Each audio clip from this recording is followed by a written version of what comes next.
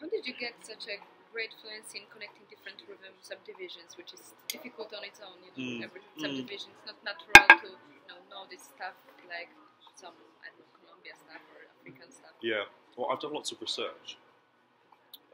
Again, I've listened to so much music, and I've also the same teacher that taught me about negative harmony, Barak. He also taught me a lot about groove. And how samba, for example, is,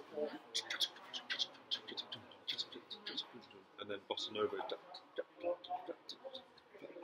or like Morocco, or Brazil, whatever. There's lots of different kinds of groove. I love it. I love exploring it, and I love splitting. I love numbers, so I love splitting beats into different numbers. So a lot of the groove things that I did were just my own experiments as a child. It was like, how can I do 3 in one hand and 5 in the other? Like, how do I work that out? You know? And it was just a lot of me as a kid was just me thinking like, okay, I've got it's like a game. You know? Like how can I get the next one? And often if I made a groove, if I worked out a cross rhythm, like I remember the day when I was 14, I worked out 5 against 6, and then I made a song about it where the piano is going together do, which is 5, and then the drums going, so it's like like this, and the groove is made with different instruments doing different kinds of groove. I just found it so exciting.